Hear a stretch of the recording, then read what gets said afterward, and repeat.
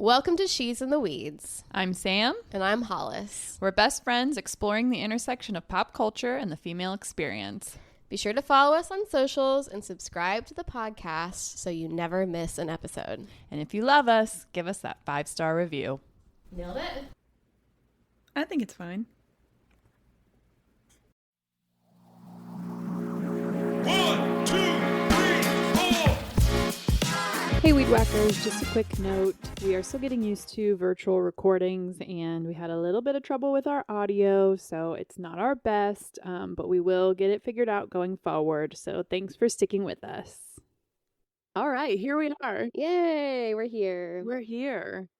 I think first and foremost, need to tell the hawk story. Oh my gosh. Yeah, I was almost attacked by a hawk the other day. There was an attempted hawk attack. We were coming out of our workout class in the morning, so it was still pretty early. It was like almost 7. And we're standing on the sidewalk chatting, and this hawk swoops down like full spread wings, coming right at me. I had to like dodge, and I kind of screamed. And like, did you say it kind of hovered over It like me? hovered over you for a second, like it swooped down on your head. And then you ducked and it was behind you and it like had its wings out like this and was like doing this weird like hover thing. And I was like, what? Yeah, and I think I had my hair up in a bun, and I think it was going after, thought my hair was an animal or a nest. You and thought it was a nest, I think. Yeah. Yeah. Crazy. And we immediately were both like, the staircase. I don't know if y'all have seen The Staircase, that Netflix doc. Before The Staircase came out, I can't remember what podcast it was, but they did an episode pretty much about that story. I'm pretty sure it was the same story. Yeah. With the point of the story being like, he was convicted of this woman's murder, but I think she was attacked by an owl. Yeah. So I'm convinced that that's what happened to her. It's definitely like, I feel like the most probable. Whoever was speaking in the documentary about it, there's been documented attacks. I mean, Yeah. it's not like it doesn't happen. I mean, I don't think it's super common, but Well, yeah, and they can, I mean, their talents serious can damage. do damage. Yeah. Yeah. It was scary. it was And I mean, 100% coming after your head, like and then it like flew up on top of a light pole or something, Like and a just telephone sat there pole and stared and at me. stared at her. It was like, I'm coming for you. Yeah. Woo! Oh It my was gosh. wild. Okay, I have a couple of circle backs. 'Kay.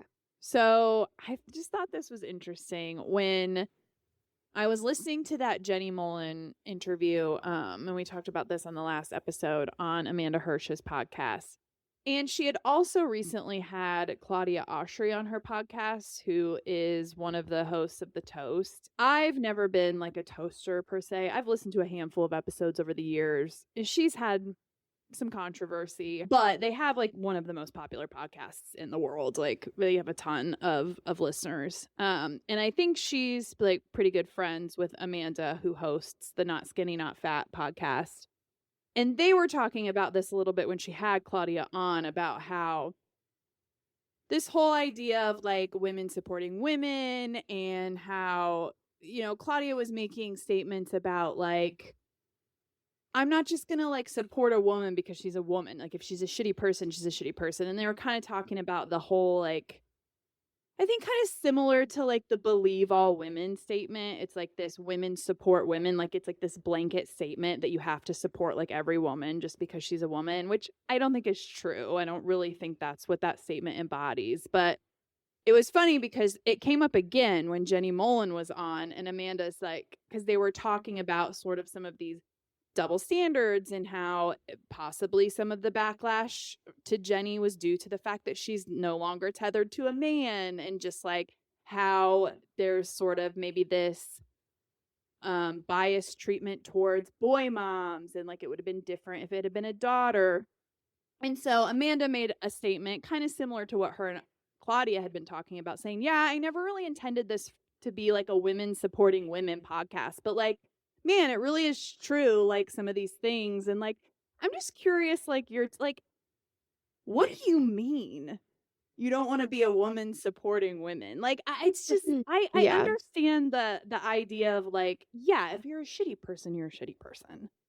Yeah, But, like- holding everyone accountable for their actions, I think, is what they're trying to say. That, like, Right. and I think you can do both. I think you can support women always Right. and also hold everyone accountable, Right. women and men. You know, Right. I think hearing, I'm not going to support a woman just because she's a woman, it sounds like there's misogyny in there. You know, like, Yeah, it's no, just I bled in where agree. it's like, that sounds like rhetoric from, you know, misogynists who are like, whoa, that's not true feminism. That's not true equality. It's like, well, that's not what we're saying. We're not Exactly. saying we prioritize women over men. Right. We're just saying, And we're not saying blindly support blind Right. loyalty to women yeah, just for being a woman. no. No. And I can't help but think too that this, because I've heard that come up a couple different times, not just in conversations that she's had with people, but just in general on different things.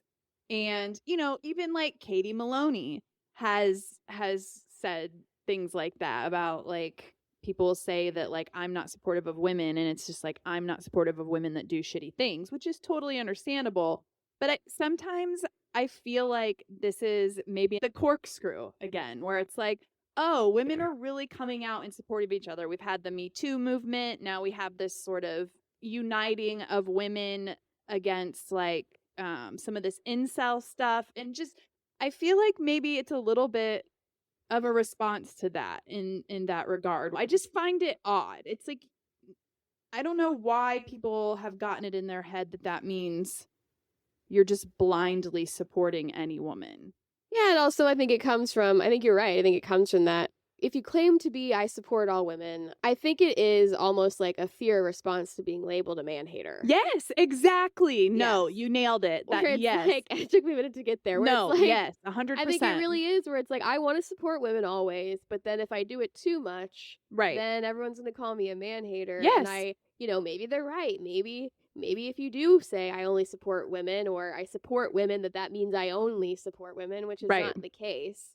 But I mean, yeah, and I mean, I know it is true. It's a thing where, like, I feel like it happens with racism as well, where it's like this assumption that, like, all marginalized people are going to support marginalized people. Yes. Or that racism can't exist beyond, like, between other marginalized groups. Exactly. And I feel like that kind of relates to this, where it's like, you know, just because you support women doesn't mean that you can't also hold them accountable, like we said. And see them as Exactly. whole people. And, like, yeah, if a woman does a shitty thing, we should be calling her out and holding her accountable as well. That doesn't mean that we blindly support them, and it doesn't mean that we don't acknowledge that their failures either. No, I agree 100%. And I think you nailed it with saying it's definitely related to not wanting to be labeled as a man-hater, because I think there's something about that, especially in entertainment and jobs like podcasts. There's something about being labeled a man-hater that I think there's a fear of your commercial stock going down. Yeah. Yeah. It makes you less palatable. Yeah. You know what I mean? And, like, I really, truly feel like that's what it is. And at the end of the day, that's internalized misogyny. Yeah. And Well, and it is curious, too, that no one will use the word feminist. It's always, I support women. right. Where it's like, we know what that is coded as. Yeah. It's a feminist. Yeah. And most men think that, well, a lot of people in general Equate think that that's a to- bad word. Yes. You know, thinks that it means that you're this radical person who, you know, has swung so far to the left that they can't see, you know, the other side's perspective at all, which is just not the case. Yeah, no, You I know? know. When Amanda and Claudia were having their conversation about it, you know, and Claudia was talking about how she's gotten some backlash for saying, like, I'm not a woman who supports all women. And she was talking about how women have treated me worse in my life than most people. Like, women have been the nastiest bitches to me. And, like, I've received far worse treatment from women in my life than I have men. And it's like, okay, like, Yeah. sure, I'm not discounting that experience, but it's just interesting. I don't know. Yeah, and I definitely think it's like women who make that claim, like, I didn't want this to be a woman supporting thing. I'm not a feminist. You know, I look at all people equally. I think that's very much like, I'm trying to survive in this world. Yeah. I think it's very much a fear response. Yeah, Of like, I think so too. I don't No, want to think be so too. put in this category over here Right. and be excluded from things because I've been labeled Yes. this dirty word. Yeah. Yeah. No, 100%. I feel like I hear that come up a lot. And like, I mean, I've also been that person at one point in my No, life I too. have too. I You mean, know, I feel like we all kind of go through those phases of like realization and self-acceptance about like our beliefs when it comes to feminism. yeah. And yeah, I definitely used to be like, oh, I hang out with, I connect better with dudes. Like I'm just, Oh, I'm for a guy's sure. girl. You know, 'cause you go through those phases where it's like, it's safer over here, Yes. you know? No, And then you realize absolutely. that like, that's actually It's also like not actually safer. it's not actually safer and it's not actually true. Yeah. Like I remember that was a big thing. I feel like when we were in our 20s was like being the guy's girl. Oh yeah. Oh yeah. And Had to be like cool. being cool. And you know, I know we hate these labels and we've talked about this, but we were being pick-me's. Yeah. For sure. You know, and Yeah, there was, I spent a lot of years being a pick-me. yeah, and there was a lot of talk about, you know, there was a lot of examples of women saying things like, well, girls are just so catty. Guys are just like so much easier to get along with. Like girls are jealous and catty. And like, yeah, that was all about being more desirable to men. Oh, 100%. It wasn't actually the truth. No. Because as you get older, at least I think a lot of women, and it could have been kind of an era. I'd be interested to know like what the 20-year-olds are doing now. Yeah. But as I got older, it's like, no, I so much more enjoy my female friendships and spending time with women and groups of women than I Yeah. do men. And I'm like, why did I ever say that? I know. I'm like embarrassed that I ever said that. No, and I don't know if I would even say that I enjoy hanging out with women more. I think I find better friendships with women for sure. I definitely have a lot of guy friends who I enjoy spending time with. But what's funny to me is that like I would say that and I would think that, but I have had close girlfriends my whole life. I know, You so know, have like, I. So like, all through high yeah. school and junior high, Yeah. I had No, yeah, I know. really tight groups of But it was girlfriends. never true So on it's any never level. No. No. It was only when I was like trying to socialize or Right. it was always in the hopes of like Impressing a making guy or romantic some- connection. yeah, And yeah. impressing somebody. I know. Which is so lame, but I think it's also pretty natural Yeah. at that age. And I think it was common. Yeah. And I don't know if it had something to do with that time or what. Or but just like my level of insecurity as a person, like individually. I don't know. I think it's a pretty collective experience of women our age. Yeah. 'Cause No, yeah, I for remember sure. other girls saying it, and like it was just kind of a thing. Like, Yeah. like being the girl that hangs with the guys and like gets along better with guys, and like, Yeah. I don't know. So anyway, okay. Well, I have one more quick circle back because we were talking about too on the last episode, just about what we're always talking about with like the beauty standards and like talking about celebrities and celebrity women and looking up to them as role models and them being influential and all this stuff. And I had talked about how it's really just like capitalism really that's driving it and not so much like the individual celebrities. I was thinking about that more, and I think just like a more developed thought, I use the example of like it's not so much like the GLP-1 itself, but like the way it's marketed. And it just got me thinking about how much celebrities are intertwined with that. Like when we talked about how Serena Williams is endorsing GLP-1s, and she's doing that for a paycheck, right? And similar to, we talked about Halle Berry, how she endorses that probiotic. And like, sure, you could look at that as like a supplement and something you're doing for your health. But we also talk so often about how beauty standards are often coded as wellness. Like when we think about a probiotic, well, why are we really taking that probiotic? Because we want to be healthier, because we want our stomachs to be flatter. Yeah. You know what I mean? And then thinking about Drew Barrymore and how she endorses that Hanicure face mask. And like, so yeah, I mean, it's just so intertwined. And it really got me thinking too about how we had that conversation about like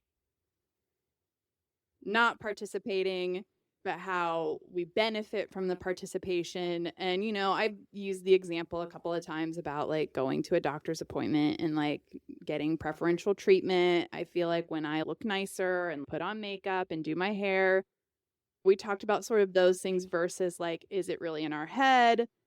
Are we really going to suffer if we unsubscribe and all of these things? And I think like the answer is yes. And so I was doing a little bit of research and I'm like, this has to have been like conceptualized, right? And I'm like, what am I looking for here? And here's the thing, like we're not scholars, okay? We're just girls talking. We're just a couple regular cool girls. A couple of regular cool girls hanging out with the guys talking about stuff. No, Talking about stuff. and so I'm like, okay, surely this has been like conceptualized, and possibly it was even when I was in college, because I studied some of this stuff in college, and like I can call back to some of that information. Okay, well, there is a term for this. It has been conceptualized. Maybe it was then, and we just never learned about it, but it is called desirability politics. Mm-hmm. And so I'm just going to read the definition. So desirability politics is a framework for understanding how systemic biases like racism, fat phobia, ableism, and transphobia shape who society deems conventionally attractive. It highlights that romantic and sexual preferences are rarely completely innate. Instead, they are heavily influenced by macro-social forces that dictate who holds social and structural power. Society ranks human value based on proximity to mainstream beauty standards, and those who deviate from those norms are often excluded, fetishized, or deemed undesirable, which impacts their mental health and self-esteem. And it goes beyond personal dating preferences. It affects who gets access to certain social privileges, career opportunities, and even basic humanization. And so then in this article that I read on everyday feminism, everyday feminism or everyday feminist, hold on. Everyday Feminism. I think it's just an online publication. It was written by Harry Ziad. It was an interesting article. I recommend reading it. There's really kind of like three components that you need to understand. One is that sexuality and preference are not entirely innate. We talk about people being born straight or people being born gay, and it's not to be confused with trying to change that. I'm not saying that you can change it or that you should try. I'm just saying that there are things that influence it. Certain things like racism and ideas of masculinity and femininity influence what you find attractive. People might say like, oh, I'm not attracted to Black guys, or, oh, I like a manly man. And it's like, how much of that are we actually born with and how much is informed by the world around us? Sure. The next thing you need to understand is that beauty standards are influenced by and perpetuate oppression. So, for instance, fit bodies that we're attracted to that are the standard are not usually disabled bodies. They are able bodies, and they're never fat bodies. And then when we talk about like good skin, flawless skin, and even like attractive facial features, they're all synonymous with fair skin or white skin and white facial features, like a slimmer nose or rosy cheeks or colored eyes, like or just Kim Kardashian's face, which is what everyone going for this day. Right. Exactly. And how attractive femininity and masculinity is synonymous with cis heterosexism and representation of that. The beauty industry promotes these things with who they use to promote their products, as well as just like the options of the products in general. And the reason why this is so dangerous is because we've talked about some of these things, like I said about the doctor's appointments, but it really runs so much deeper. It's not just better treatment for participation. It's quality of life and survival. Not getting proper treatment for illness, not getting hired for the job. Jurors are much harsher on sentencing when people don't meet the standard. Trustworthiness is often associated with desirability. Less desirable people are less likely to be helped in dangerous situations. Their lives are literally less valuable than those who are meeting or exceeding the standards. And this obviously affects people of color and marginalized communities the most. And then the third component that you need to know is that being told these desires and sexual preferences are innate and undeniable is part of the system, and that all oppression relies heavily on our belief that power discrepancies are just the natural way of things. Yeah. This is where phrases like boys will be boys come in, or maternal instinct, saying that men are just naturally aggressive and are powerless against their sexual desires, or women are instinctively nurturers and belong in the home as wives and mothers. So those were the main takeaways from the article, mixed in with a little bit of my own thoughts on some of it. And then I just want to read this direct quote from the author. I don't know how to fully remove oppression from the process of attraction for me personally or the world at large. I do know that it will be a different process for me than it is for you, but a process all the same, and one that, as people concerned with social justice, we need to start. Because if we are ever to be truly free, dismantling the oppressive politics associated with desire is a process we will have to endure. Yeah. And so I just thought, you know, because we talk about this and it's like, we know it's important. And sometimes it's hard to like find the words and the argument like in the moment when we're just talking off the cuff. It's not just some bullshit thing that's like, oh, like, yeah, okay, maybe if I don't wear makeup tomorrow, like my life's not going to be that much different. But it's part of the system. Yeah. Oh, 100%. And it's particularly hard to combat because it's so insidious. Exactly. And because it's not, well, I guess you could argue whether it's overt or not, but the messaging is kind of subliminal. Yeah. Albeit overt in the fact that we're bombarded with it all the time. Yeah. It's not like people are coming out in commercials saying like, you must hate black people and you're only attracted to white manly men. Right. But it's like, but over years of like slow But that is the messaging. That is the message. Yeah. Yeah. And I think too, it goes back to what we were talking about when you were saying, like the best form of protest is probably resistance. And I think you're probably right. The type of resistance that we probably need to be doing is probably more kind of in line, unfortunately, with what our favorite man was talking about on his podcast, Scott Galloway, where he was talking about how he canceled all of his streaming services and he canceled Amazon and unfortunately, probably that's more the type of resistance as opposed to like not participating in conforming the way we look. But it's really, those are the systems that are driving this stuff for the most part, I think. I don't think it's so much what we're doing individually as it is what the systems are telling us to do. Yeah. I do think that's where more responsibility, unfortunately, does fall on these people like Serena Williams and Halle Berry and Drew Barrymore. And I hate to say it, like, I'm not saying it's fair,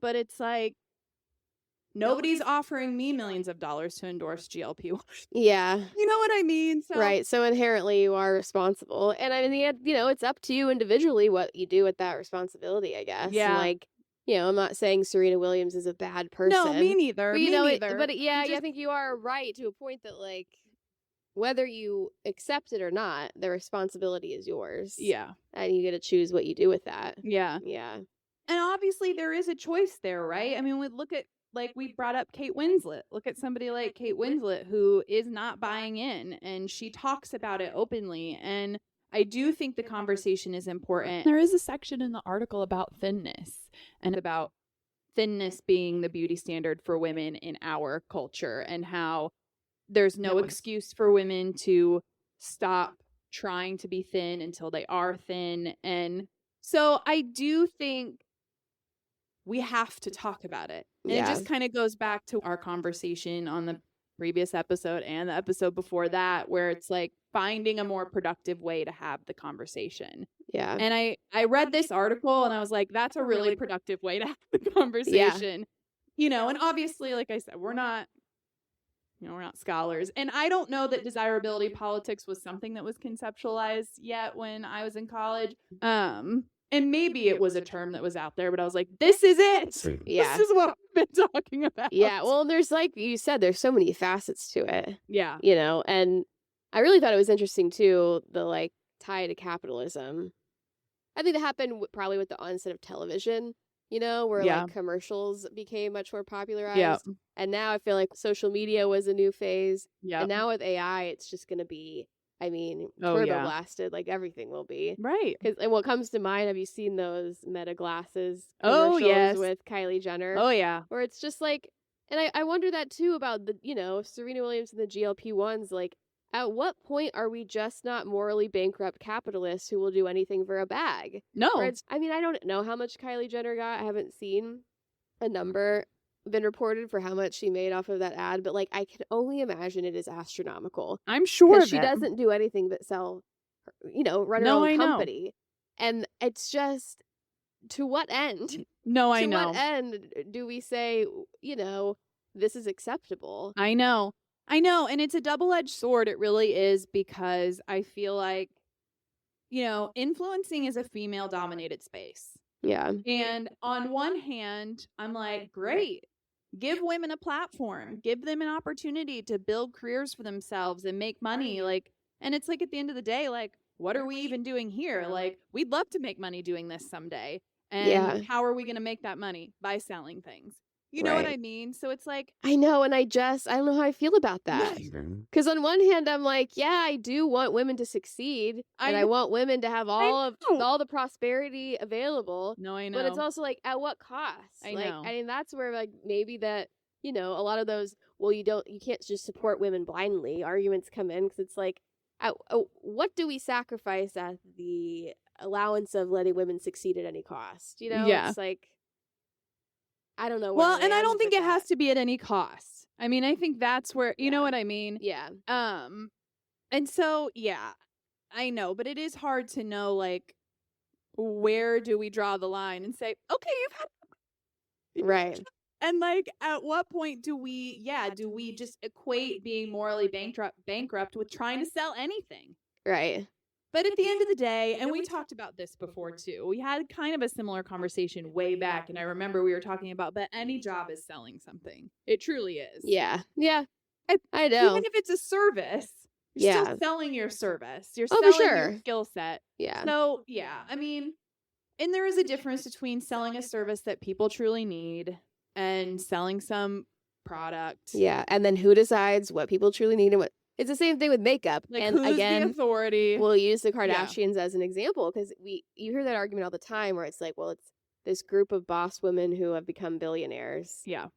I don't think you can claim that self-made necessarily for the Jenners. I don't think that's a fair claim. But you do hear like, right, yeah. You know what I'm saying? They're nepos. Yeah. Yeah. Yeah. But you do hear that, like, well, it is kind of impressive and badass that it's a bunch of women who have done it. Absolutely which is impressive great. what they've built. Yeah, But for sure. But they've built it on this impossible standard of beauty standards Yes. that they are selling women Yes. that they are never going to reach or obtain. Right. And so it's like, I feel like it neutralizes any achievements they've made as women, because they're kind of setting the needle back a little bit in terms of like, but then it's, there's all these caveats. There's I feel so like many every time with because you're like, the well, nuances are nuancing. Who's to say women shouldn't buy makeup and Exactly. choose to wear as much makeup, and And if I they want to think- wear a waist trainer, go right ahead. No, I But know. it's like, I don't, I think it's a tough that's one. for me. That's where the transparency aspect comes in. Yeah. I think, yeah, because also at the end of the day, like, if people are gonna buy it, they're gonna buy it. Yeah. I think as long as you're being transparent about what you're selling and you're not creating an illusion, then I'm okay with it for the most part. I think sometimes it's hard to always sniff those people out. Some people we're getting better. Yeah. Better at that with the internet. And I definitely think the Kardashians have made a lot of fraudulent, illusioned claims. Yeah. And we talked about that with the jowl trainer and all this stuff. Like, Yeah, you got plastic surgery. That's why your face looks that way. yeah. You didn't wear this. Like, Kim Kardashian is not wearing a jaw trainer to bed. No, I don't believe it. And I'm of the opinion that women don't need slimmer jaws. Yeah. So Yeah. like, I think you just kind of have to like decide for yourself, and yeah, I mean, Yeah.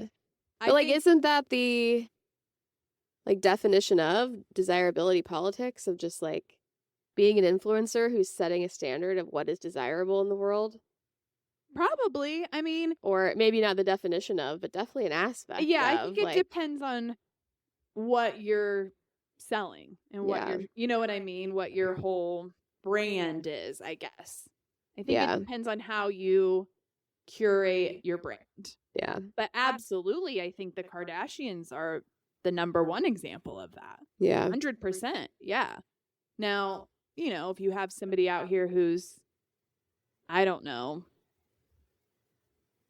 I'm trying to think of an example. Like I follow an account that does like infant and child feeding, you Mhm. know, and they're selling like utensils and like ergonomical cups and like Yeah. courses on how to feed your kid, you know. Yeah. So I do, you know, we have to allow, I think, obviously nuance and, you know, kind of just deciding. But yeah, I would say the Kardashians, yes, are like the number one example. Yeah. Yeah. Yeah. For sure. Anyway, that was a long-winded circle back, but Yeah. No, it was a good conversation. You have to link that article. I want to read it. I will. Yeah, I'll link it and share it to our Instagram if I can figure out how to do that. I think I can put a little link sticker. Little linksy. Yeah. Oh, yeah. Guys, I'm not an expert. I actually know how to do that. A link sticker. Well, I've been posting our stuff on Threads. I have no idea how Threads works. I don't get it at all. I post our stuff on there, but I have no idea. Like, I'm like, whatever. It's out there in the ether now. It's there. I have no idea how it works. Okay. Do you have anything for spill? Or should we get into reality check? Let's get into reality check. Okay. We have we've got some stuff. Zach almost died. Oh my God. That could have killed him. Yeah, it really could have. That was scary. They should Yeah. they shouldn't be letting him stand up on No, that. and he's like 7 foot tall. Yeah. Yeah. The sound it made, which I'm sure is like edited, but I was just like, good Lord. It sounded like it took his head right off. Like ding. Like, I know. I didn't take any notes because I watched it right before I came over here. But yeah, it's okay. I mean, Danny just keeps outdoing himself every episode. My when God. he was like, "Don't dig your fingernails into my I stomach." know. And Lala was completely right. He's the 5th child of Yes. the family. Yes. I mean, she was talking to him like Yes. their kid. Yeah. And when Making excuses for him. And when they were in the bar and she was like, "Can we please talk about this in the morning?" Yeah. And he just kept being like, "I can't dance, can't gyrate my I know. God, the editing is so good too, where they just clipped all those scenes together of him doing the exact same thing, and everybody's just like, The Bravo editors literally do the Lord's work. I mean, know. it's incredible. and just everybody's reaction, just like, oh my God, dude, Shut you're being You're so annoying. insufferable. Yeah. And then when Nia was like, I'm gonna go dance, and he was like, oh, is that all you care about? Yes. Is that all you care about? It was like, you don't even know, you're confused. Like, you don't even know what's happening. No, that's exactly it. It's that guy. Like, he's Like, not you're even drunk, making sense. You're drunk and confused. You have no awareness of what is actually happening. No. Oh God. And just like so infuriating. Poor Janet. Oh It's my just supposed to be God. impossible. Finally, I know. finally Michelle getting in there. And being Yeah. like, we all have a problem with Danny. Right. And then Schwartz being like, whoa, I know. that's a big thing to say. But It's like, Schwartz, can you just take a stance Yeah, on anything ever? No, he can't. Oh my God. I was a little disappointed when they were all at the Sorry, I was pool. looking. We're in the same place, but doing it virtually, so I keep looking at her in real life.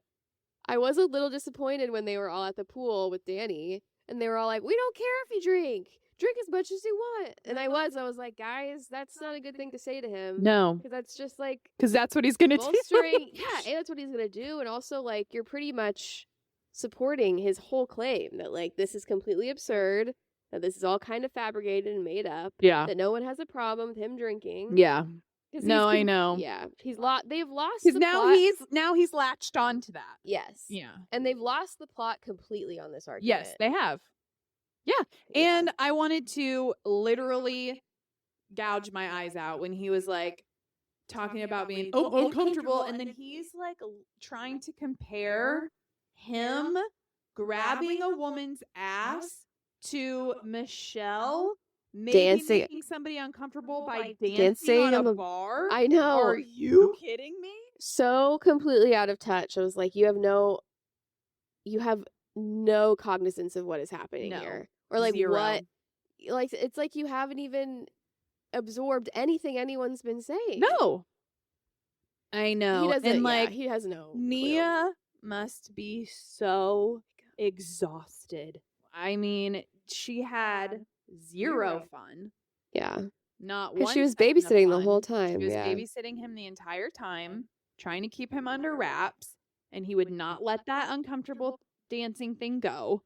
Yeah. And he's like, "You're the one that made it a thing." And she was finally just like, "I'm sorry." Right, exactly. Oh my God. Just a petulant child. And I'm just like, it's hard for me not to believe that he's just like that every single time he drinks. Oh, You know, it's 100%. not like this is just this group. It's like he why does is an anyone asshole when want he's him drunk. to drink? Even if he's not grabbing ass, he's insufferable. Yeah. Oh, yeah, just annoying and the worst. Oh, yeah, then I was very surprised Kristen. I was just like, again, with the like, you all forget you're on camera and that like, of course, everyone's gonna hear you say that. Like, what the hell? What are And you I am talking curious, about? too, about their claims of that they're not even really friends, that they don't hang out. Yes, I can't wait to get into that. And because I feel like What it is this really alliance is- about? Yeah, you know what I think it is? I think it's Kristen wanting to completely dispel the crazy Kristen. Yeah, I and think she's so like, too. oh, everyone really respects Danny and Nia. They have this perfect maybe relationship. That's who I want to be. That's who I want people to see me as, Right. especially now that I'm a mom. Right. You know, and I think she's just like glomming onto that. No, kind of. I think you're 100% right. The thing that I have trouble understanding is how she's not let it go at this point. Kristen? Yeah. Because it's Not like, let what go. And maybe it's because they're still in the season and they haven't seen the public response yet. Oh, I see what 'Cause you they're mean. still Yeah. Filming. Yeah. You know, obviously while it's going on. But I mean, this was going on last season too. I know, and it's like people like, because I think you're 100% right, but I just don't see how she hasn't made the realization of like, ooh, I don't want to hitch my wagon to this cart anymore. Yeah. Hitch Well, I mean, it's my the cart same to this thing. horse. Don't ask me. I don't know the phrases. Yeah. Or that, like, it's also just hard for me to, like, after all these people coming to you and explaining over and over again, like, what is problematic about what he did, why they're upset, how you aren't just like, yeah, I see it from that perspective. Right. Maybe I should, like, I can still be friends with them, but, like, maybe I should be like, hey, guys, maybe you just shut the fuck up and accept what people are saying and Move I don't on. know, don't get hammered and be horrible. Right. Like, maybe your days of that lifestyle are over and you just need to Over. pack it in, my friend. Like, Yeah. no one's saying go jump off a cliff, but, like, you can't dig your heels in on this because you're wrong. Exactly. Like, serious. It's beyond. I know. I have two quick things to say about In the City. Gavin's the worst. Yeah. I'm reconsidering Kenny because of Gavin. Like, I'm like, I know. Kenny's kind of been growing on me the last 2 episodes, but probably only because that Gavin guy is just like, stop talking. stop What are talking. you doing? I feel like he doesn't have a storyline. So No. he's like, No, I have to get it like, Yeah, I just have to be I a pain in the ass. yeah, I have to be the pot stirrer because I don't have Yeah. a storyline. That dinner was hysterical. Oh my God. I have to say this. The satisfaction Amanda gets from watching Kyle blow up in these social situations around their friends is Yeah. disturbing. Yeah. She hates him so much the contempt is palpable. There is just like a fiery glimmer in her eye when She gets that little smirk on her face Yeah. and like she loves it. Yeah. Because she's like, see, everybody? See? She feels vindicated when it happens. Yeah. You know? But then I feel like I don't know. It's also just so bizarre how involved everyone is in their relationship. Oh my God, and I how know. they're just like totally okay with it. Well, she Seemingly. finally was like, everybody shut up. Like, she finally said something at the dinner when she was like, you don't even know what you're talking about. And I Yeah. feel like, yeah, but it was mostly that Gavin guy. Oh, yeah. He was just trying to I'm stir like, some get stuff. out of here. I Find know. your own storyline. Yeah. Like, I am done. Yeah. And I also don't like being on Danielle's side either because I don't really like Danielle. I know. But I was Danielle's also like- annoying, but like, She's also like, she's not wrong. Like, No, she's not wrong. No, she's 100% Everybody was not just like, wrong. we hate your boyfriend. We're coming for him for no reason. Like, But he's at the this- first guy who ever got divorced and like was still No, I know. that's how so many people's relationships are messy. Like, No, yeah, what? for sure. But at the same time, like, I do understand what Lindsay's saying about, like, okay, then why are you on the show? If you're not, Yeah. like, you know how this works, Danielle. Yeah. So, like, just come out, maybe she should have had a conversation with Owen and been like, listen, if you're going to be on camera and you're going to be in this group and they're going to come at you with questions, like, you just got to answer. Yeah. Instead No, of it's like true. doing what he did with his Yeah, I mean, he seems kind of like a douche too. Yeah. Like, it he doesn't seem seems that like cool, another but one of those, like, I'm above the drama. yeah. And it's like, then you're on the wrong show. Yeah, you exactly. know? Okay. Should we move into our weed section? Do we have one? Yeah. Oh, yeah, you're doing the. Oh, Oh. God, we've been yapping for an hour and 15 minutes already. You're like, yeah, I have 12 pages I of did all notes. this fucking research. Okay, we can move through it kind of quickly though. Okay. Okay, so this episode hasn't come out yet, but it will. So we did an episode on Mona Lisa's Smile that'll come out closer towards the end of the month, and you heard us talking about that on the Sylvia Plath episode, which is what prompted us to do an episode on that. And then it turns out that Julia Roberts had been paid like a record high $25 million for that movie. And so that kind of got me thinking about how it would be interesting to do like a little bit of a background, just some facts and stuff about pay discrepancies in Hollywood. And obviously we know that pay discrepancies happen in other industries, but this is a pop culture podcast, so that's why we're... But this is a pop culture podcast, you idiots. So just a couple of fun facts about other people and things they were being paid in 2003. So that was a record high for Julia Roberts. That was the most she had ever been paid and the most a woman had ever been paid up front for the lead role in like a drama comedy film. and ensemble cast, even though Julia Roberts was the big box office draw at the time. So she was paid $25 million, which was actually higher than a lot of her male counterparts were being paid for similar movies. So let me put that into a little bit of context. So, for example, George Clooney was paid $15 million in 2003 for Intolerable Cruelty. So similar type drama movie. Jack Nicholson was paid $10 to $15 million up front for Something's Gotta Give. However, he had a very lucrative back-end deal, which we will talk about in a little bit.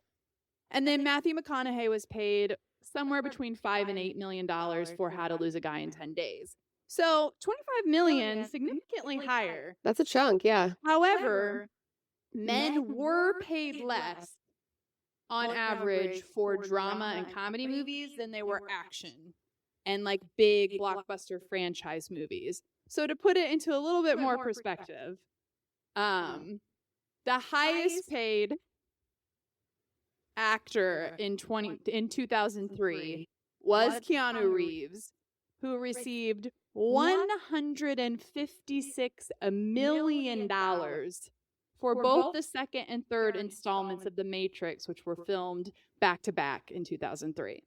Holy shit. Okay, so Julia Roberts is over here getting 25 for Mona Lisa's Smile. Keanu Reeves is getting 156 million for The Matrix. Yeah.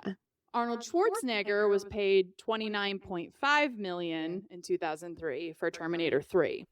Will Smith was the highest paid overall in 2003, earning $60 million for the year, primarily for the success of Bad Boys 2. Okay, so interestingly enough, Julia Roberts, this wasn't her first really big payout for a movie. So there's this thing called the 20 Million Club, which was actors that got paid $20 million upfront for leading roles based on prior box office success for films that they had starred in. So typically it took one $100 million box office hit to be accepted into the 20 Million Club. That club was exclusively male until Julia Roberts demanded $20 million for Erin Brockovich in 2007. At that point, she had starred in 5 $100 million or more box office hits when demanding the payout. So previously it had only been men, and they had only had to do it one time, hit the 100 million, and then they were pretty much guaranteed they could demand 20 million for movies going forward. Oh, wow. Julia Roberts had put out 5 and was like, give me my 20 million. Yeah, right now. Yeah. So And I want interest on the one I was supposed to get. exactly. So hers were Pretty Woman in 1990, Hook in 1991, The Pelican Brief in 1993, My Best Friend's Wedding in 1997. Those 4 for sure. And then Notting Hill was 1999. And for some reason, it didn't technically count that one, maybe because it had been filmed, but maybe not yet released when she signed her contract for Erin Brockovich. But People loved Notting Hill. But You I know, wasn't a it huge wasn't fan. my favorite. Me It wasn't either. my favorite. She was quite literally the most profitable actress of the 90s. Okay?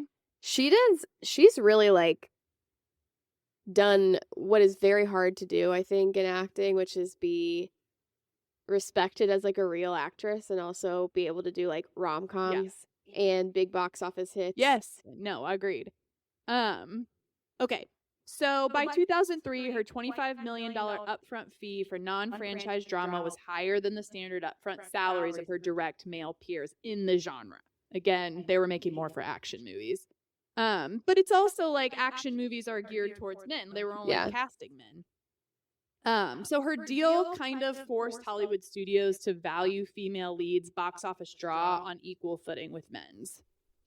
However, there's this back-end loophole. So while Julia Roberts made more money up front for Mona Lisa's Smile, a lot of her male counterparts were still surpassing overall earnings due to things called back-end deals.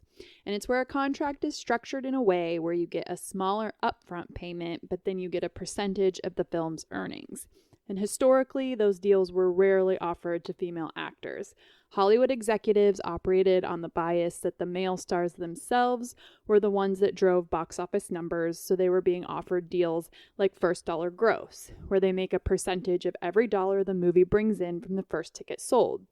Or something called cash zero break, where they begin to earn a percentage when the studio breaks even on production and marketing budgets. Female leads were viewed as interchangeable, and it was often thought that the success of the film was driven by the writing and the directing. Top actresses were almost always funneled into fixed upfront paychecks. When women did secure back-end deals, they were often saddled with unfavorable net profit terms. So they basically weren't able to make any money until the film was technically quote-unquote net profitable, meaning after every single cost had been recovered. And the studios would just inflate the cost frivolously to reduce their earnings. Marilyn Monroe actually fell into this trap quite a bit. Oh. Unfortunately. Among many things. Yes. Yeah. So Sandra Bullock was actually one of the first women to secure a really good back-end deal on the first dollar gross, where she made a percentage off the first ticket sold, and that was for Gravity in 2013. So just a little over 10 years ago. Oh, wow. Okay. Yeah, bring Sandy back. Where No, has I she know. been? I love Sandra Bullock. Okay, so something's got to give. This one's kind of interesting. We talked about that earlier. It also came out in 2003. Jack Nicholson was paid $15 million upfront, while Julia Roberts was paid $25 upfront. But Julia Roberts had no back-end deal on Mona Lisa's Smile. I don't know that it was like a huge box office hit anyway, but Jack Nicholson had a back-end deal on Something's Gotta Give, and I think it grossed like $266 million. I mean, he made a ton of money off of it. Diane Keaton, who had more screen time than him and was a veteran actress who had proven her profitability, received less than $5 million upfront and no back-end deal. Oh, wow. It was argued that her previous movies had been ensemble casts and that she wasn't the primary draw. Again, the film grossed over $266 million. So years later, Jack Nicholson learned about this. Apparently he didn't know.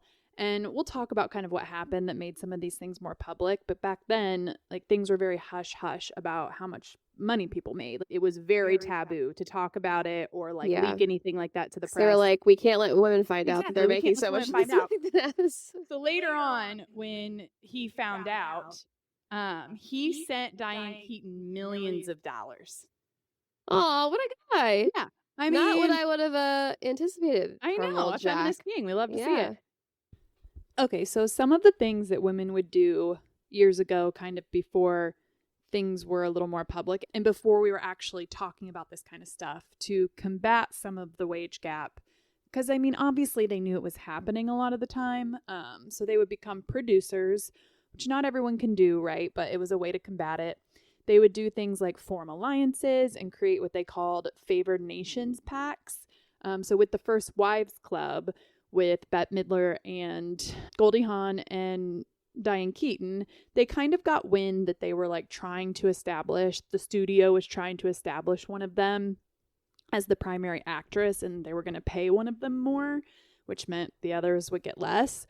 So they made a favored nations pact and said, no, none of us are going to take less than the other. You have to pay us all the same. So they would do things like that, or they would do things like utilize the leverage of their male allies. Emma Stone has openly shared that several of her male co-stars voluntarily took pay cuts so she could achieve parity with them. Similarly, Octavia Spencer revealed that LeBron James intervened as a producer on her series Self-Made, specifically to ensure she received equal compensation. So basically, if they had the access and the capital to get producer credits or become a producer, they would do that. They made alliances with one another, or they looked to their male counterparts for help. The alliances thing is so interesting. Yeah. Yeah. And then, of course, and this became more popular later on, but public call outs and driving industry shame to kind of, advance things. Okay, so something that really changed things. In 2014, there was a hack to Sony Pictures, and all of this information was leaked. It was a corporate cyber attack executed by a state-sponsored hacker group calling itself the Guardians of Peace, and it was linked to North Korea.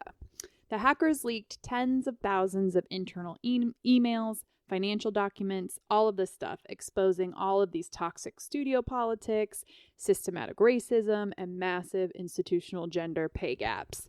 So the leaks provided undeniable line-by-line financial proof that Hollywood systematically underpaid its most valuable female stars.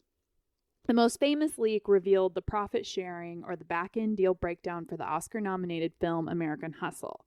Internal emails showed that Jennifer Lawrence and Amy Adams, who both received Oscar nominations for the movie, were given 7% of the profits, while their male co-stars, Christian Bale, Bradley Cooper, and Jeremy Renner, received 9%.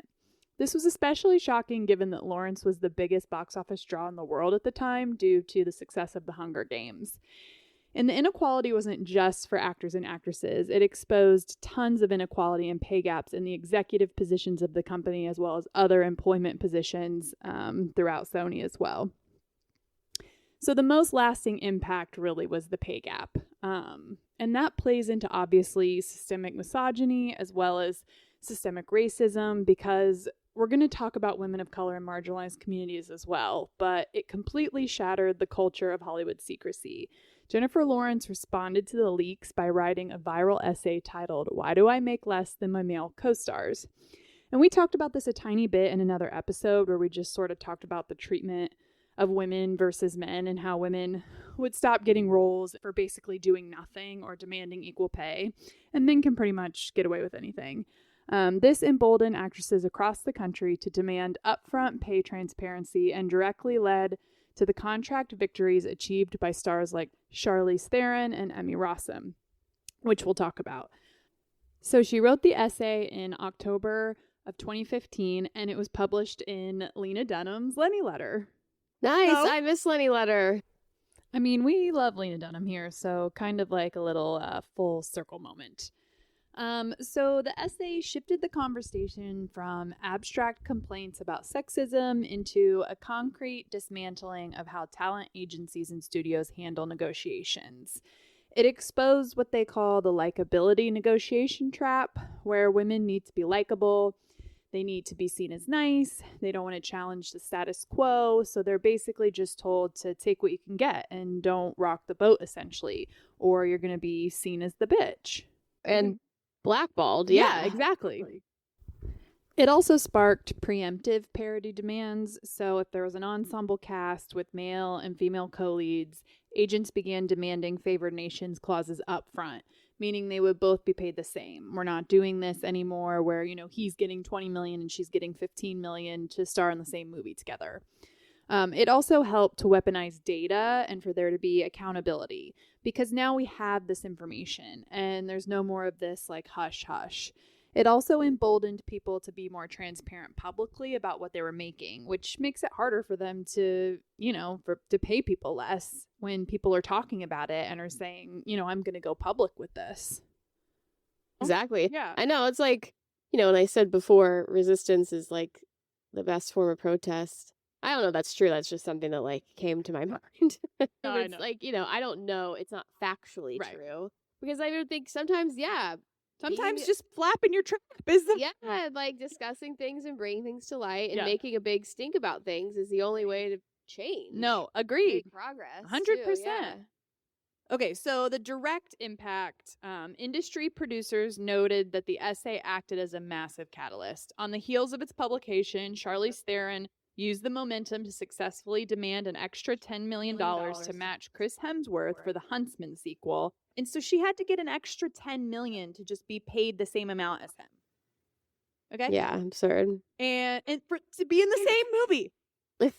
And Emmy Rossum successfully halted production on Shameless to force Showtime to retroactively pay her for years of undercompensation. Jessica Chastain also mandated that agencies, at least for her, not for everyone, but then it became a thing that other actresses did as well, and they call it the Jessica Chastain rule. She mandated that agencies complete their salary contracts first before the studio could lock in a male lead, ensuring women weren't just left with the leftovers of a depleted production budget, because that would happen a lot too. It's known as the Jessica Chastain rule. Yeah. Yeah. It's cool. Be cool to have a rule named after you that was positive. Yeah. So that was in 2014, that leak, and then she wrote that essay in October of 2015, and I mean that really kind of sparked a lot of movement and just things happening and women advocating for themselves and walking away from projects. So just some examples of women who either walked away from a project or like advocated for themselves and secured equal pay. Okay, so Kat Sadler of E! News in 2017, and these are all post to that essay being published. The longtime television host discovered that her male co-host, Jason Kennedy, was making nearly double her salary for doing the exact same job. When E! Network refused to bridge the massive gap during contract renewals, Sadler made the bold decision to walk away from her dream job.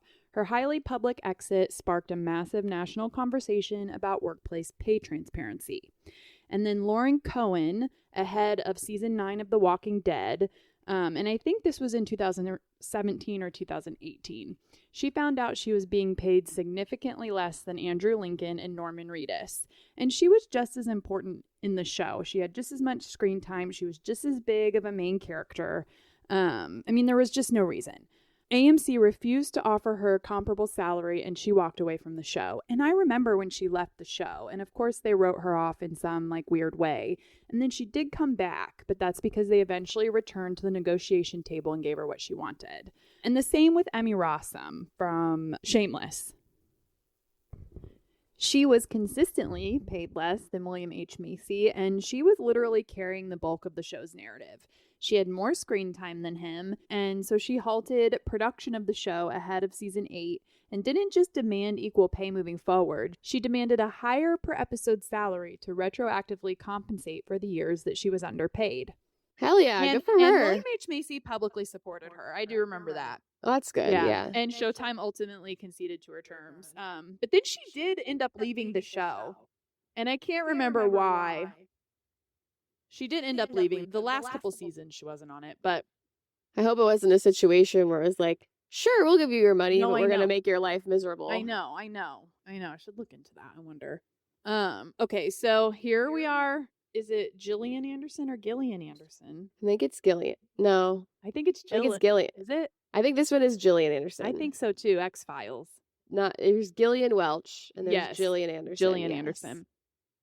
So when Fox revived the legendary sci-fi series in 2016, so only 10 years ago, executives initially offered her half the salary of David Duchovny. It's Half? half. You're kidding me. No, For the reboot? For the That reboot. is such a slap in the I face. know. Anderson publicly blasted the studio, reminding the media that it had already taken her 3 full seasons in the 1990s to close the pay gap with Duchovny the first time around. Her public call out forced Fox to immediately correct the offer. Hell yes, ensuring she Absolutely. received equal pay for the revival.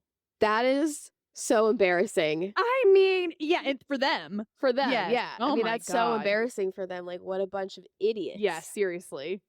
Crazy. Okay. Wow. Robin Wright for House of Cards in 2016.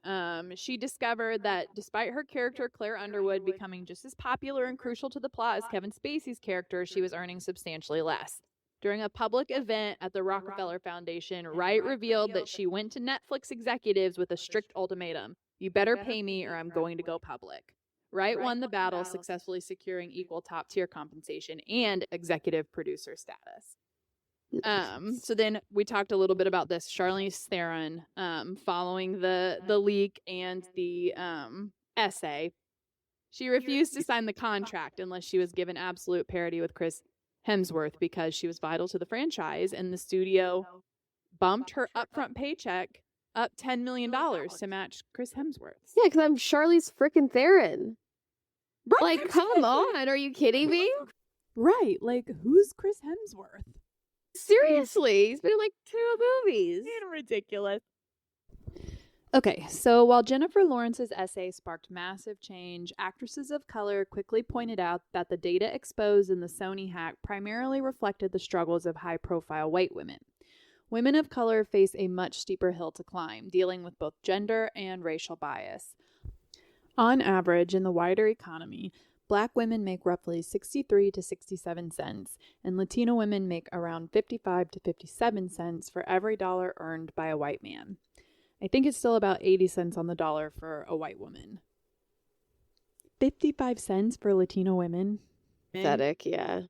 In Hollywood, this gap manifests in devastating ways. So Taraji P. Henson, despite an Oscar nomination for The Curious Case of Benjamin Button, this one is so insane, in 2008, and carrying the massive cultural phenomenon Empire, which was a show, I think it was on BET. Mm-hmm. I never watched it, but it looked good. With Terrence Howard? Yeah. Yeah. Henson went public with the fact that she was still being drastically underpaid. She revealed that she was paid a mere $150,000 for Benjamin Button. What? And had to pay her own hotel bill, while her white co-stars made millions. Now listen, they didn't say exactly how much Brad Pitt was paid for the movie, but they did say here that Henson was paid less than 2% of Brad Pitt's salary. That is crazy. And you best believe he wasn't paying for his hotel. No. So Henson carried the heavy emotional lifting of the 3-hour film as Brad Pitt's adopted mother, earning Best Supporting Actress Academy Award nomination. Her agent initially asked for $500,000, which is also so insane. Like, that's all your agent is asking for? Right. But the studio lowballed her, and she was forced to accept a flat $150,000. During press for The Color Purple, she broke down in tears, stating she was tired of working herself to death, only to be told there was no money left in the budget for her. She also talked about the differences in take-home money from a white actress who's being paid, let's say, $10 million for a lead role versus Black women who are being paid a fraction of that, and that it's forcing actresses of color to work at a frantic, nonstop pace just to maintain their baseline financial security. Yeah. Fuck, that's so bleak I know. and It's awful. infuriating. Yeah. Okay. Viola Davis has spoken out a lot about this. Now, she's never, she refuses to like talk specific numbers or specific projects, but she's just talked about in general how she has earned much less than her white female counterparts, and that she often gets like the Meryl Streep comparison. Mhm. And in a 2018 interview with Tina Brown, she noted that she has the exact same Oscar, Emmy, and Tony pedigree as iconic white actresses like Meryl Streep or Maggie Smith, yet I get a fraction of what they get. I got a career that is comparable to Meryl Streep, Julianne Moore, Sigourney Weaver, but I am nowhere near them in money. Not as much as a third, maybe about a tenth. And like I said, she does refuse to name particular projects or specific numbers. I think she's been quoted to say that it like distracts from the message, which I understand, but we want to know, right? During the press cycle for Widows, Davis used the film to highlight that when a project centers on a Black woman, studio executives automatically slash the production and marketing budgets under the false prejudice that minority-led features won't perform well internationally. Because the studio suppresses the overall budget, the lead actress's upfront salary and back-end points are severely compressed from the start. Meaning Davis was paid significantly less to carry Widows than a white actress would have been paid to lead an identical mainstream studio blockbuster. And I wouldn't be surprised if a lot of actresses of color aren't even being offered back-end deals, you know? Oh, I'm sure, yeah. Okay, so the Monique Netflix battle. Ooh. After winning an Academy Award for Precious, comedian and actress Monique publicly boycotted Netflix when they offered her a flat $500,000 for a stand-up special, while offering white comedians like Amy Schumer $11 million and black male comedians like Chris Rock $20 million. She filed a high-profile race and sex discrimination lawsuit against Netflix. The streaming giant eventually chose to settle the lawsuit out of court, resulting in Monique returning to film a highly successful special for the platform. Wild. Yeah, I remember Yeah, I remember that too. happening.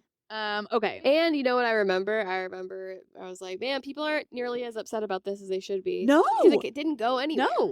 No. You know, and like if that had been the roles had been reversed and it was like, you know, a white woman coming out and making a claim against them, it would have been huge news. Yeah. And I also think it has a lot to do about her size as well. Absolutely. Yeah. No, 100%. For sure. Desirability politics. Yeah. Coming full circle. It's all coming up. Desirability politics. Okay. Anyway. Okay, so just some comparisons for white women versus women of color in like similar roles. Okay, so a white female lead. So Julie Bowen in Modern Family. I think when the show started, she was making around like $60,000 an episode, but then the cast of Modern Family did a Favored Nations pact, and that had to do with Sofia Vergara's salary, and we'll talk about that in a minute, but they demanded more money and that they all be paid the same. So at this time in 2014, Julie Bowen was being paid $250,000 per episode. And a black female lead, Tracee Ellis Ross, who was in Blackish, also on ABC, both of these are on ABC, was being paid $80,000 per episode. So Julie Bowen was being paid $250,000 per episode in 2014. And in 2016, 2 years later, Tracee Ellis Ross was making $80,000 per episode to her $250,000. Yeah. You know, it's a pretty big gap. Pretty big gap. That's a big enough gap to be like, that's not even just like, oh, well, one show's more, you know, more profitable than the other. Yeah. Like, that's like a gap that's just like, well, Right. It shouldn't be that low regardless. No, this is just you being racist. Yeah. Now, like I said, originally Bowen was being paid around $60,000 to Sofia Vergara's $30,000. And that was what sparked the Favored Nations pact, where they were like, I'm making double what Sophia's making, which again, like, just racism. Right. And they were making, I think, less than the men probably in the show. Sure. And so they all made the pact, and then they were all being paid like $250,000 per episode. Nice.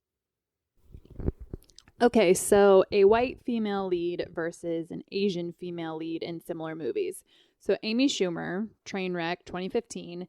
It was a $35 million budget, and she got paid $2 to $3 million. Constance Wu for Crazy Rich Asians in 2018, so 3 years later, you would think it would be higher. Also a $30 million budget, so $35 million to $30 million budget. She was paid $500,000 to maybe $1 million. So a fourth to a third of what Amy Schumer made on the same budget for a very similar movie around the same time. Okay, so Desperate Housewives, Terry Hatcher was offered $70,000 per episode for season 1, Ava Longoria $30,000. They eventually also did a Favored Nations pact, and they were all getting about $325,000 per episode. That was after it was a smash hit, of course. Okay, so similar white versus Latina in a show. Kaylee Kuko was making about $1 million per episode for The Big Bang Theory, and then Gina Rodriguez for Jane the Virgin was making 60 to 90,000 per episode, less than 10%. Oh gosh, there's just so many examples. Yeah, it's really bad. This one's wild too. Okay, so this is Scarlett Johansson for Avengers Endgame made 15 to 20 million per film for those films. Zoe Saldana for Avengers Endgame, Avatar, and she has like a historical record. I mean, she's been in so many of these like highest grossing movies: Avatar, Avengers Infinity War, Avengers Endgame, and Avatar The Way of the Water. And she was paid 2 to 4 million up front to Scarlett Johansson's 15 to 20. God, crazy. Okay. So obviously it's not good. It's not great. It's not great, and it's not improving fast enough. It's really not, especially not for women of color. It Yeah. really isn't. And so, we talked about Viola Davis has spoken out a lot about this. And she ended up creating Juvie Productions. So she has her own production company and negotiated like exclusive multi-year deals, overall development deals with networks like ABC and studios, and later expanded film and television with Amazon, MGM Studios. And so she was finally just over it and was like, I'm doing this. Now, of course, not everyone has the access or the capital to do that, right? But other women of color that have kind of made similar moves. So like Issa Rae, she has her company Hooray Media after the success of Insecure, which loved. Yeah. I love that show. Did you ever watch Rap Shit?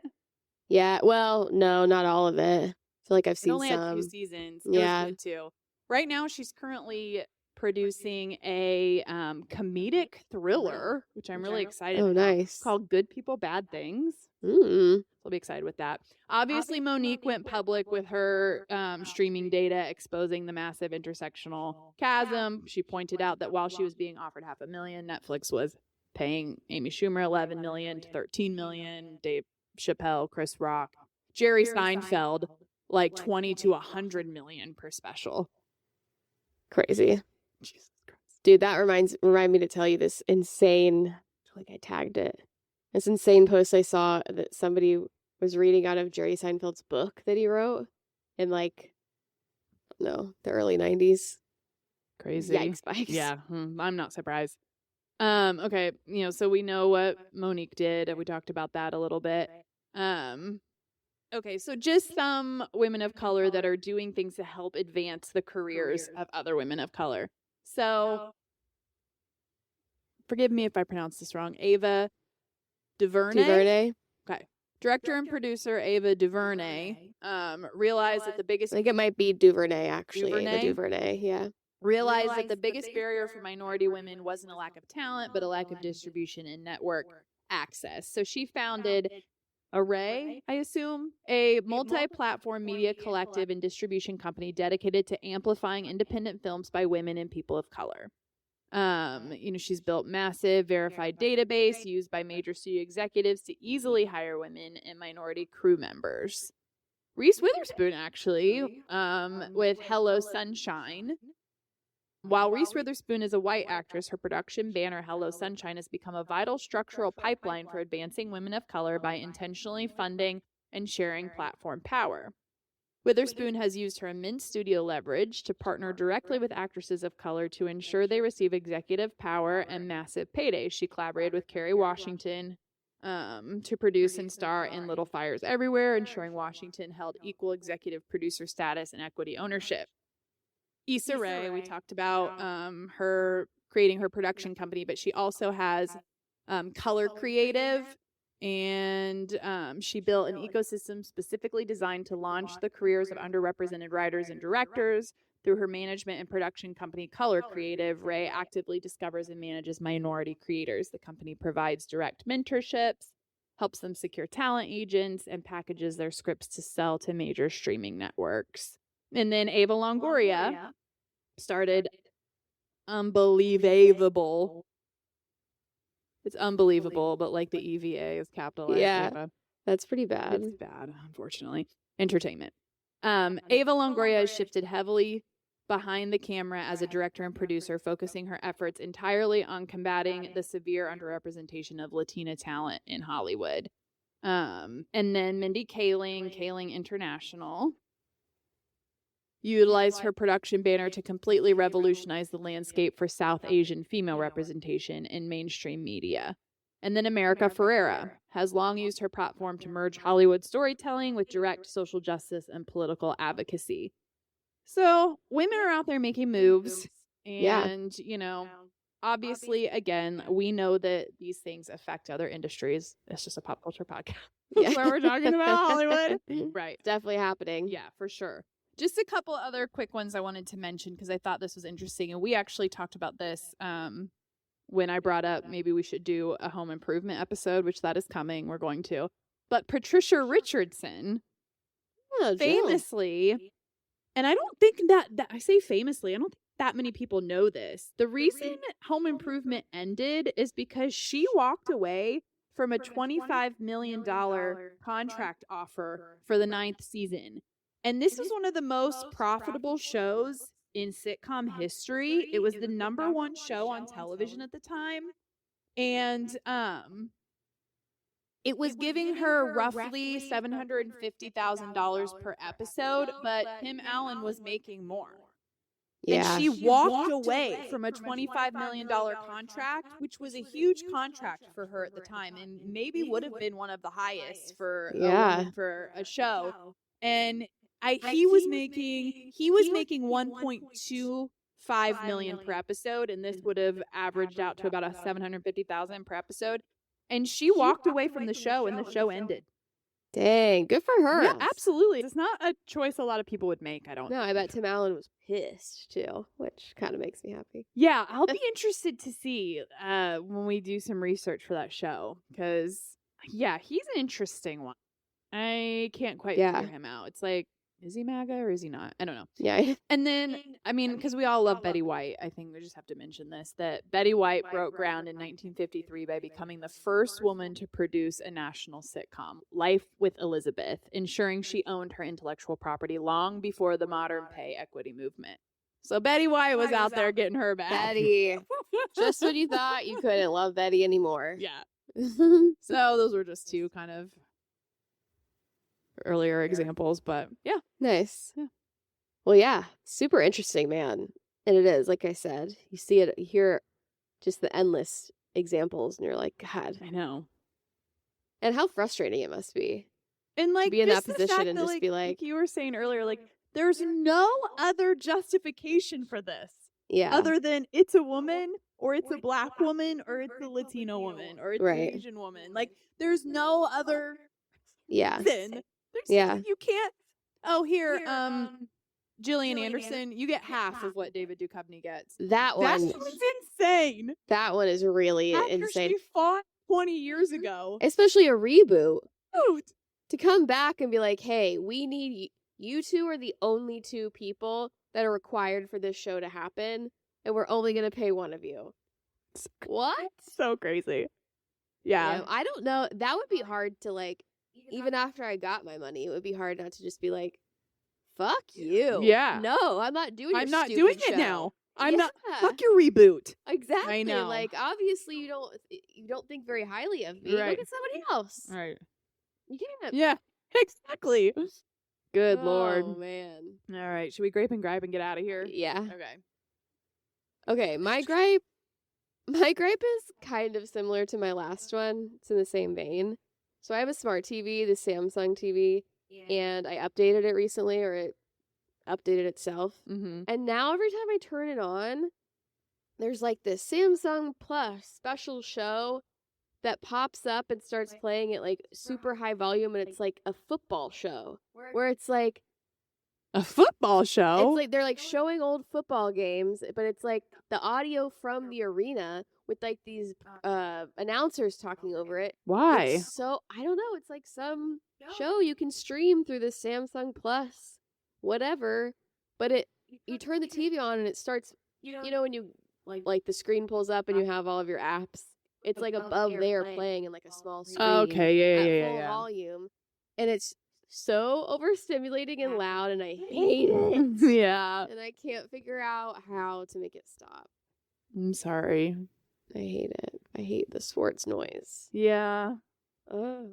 Oh, my gripe is going to when you're on a really packed street and maybe there's like a couple of lanes, like there's a straight lane, there's a right turn lane, there's a left turn lane, and all the lanes are filled up and there's an ambulance coming and you don't know what to do. Oh yeah, And you're that like, sucks. I can't really go anywhere, or like you don't know what side they're gonna, you know what I mean? And you're just like, oh, it's so nerve-wracking. yeah, it's very nerve-wracking. I hate it.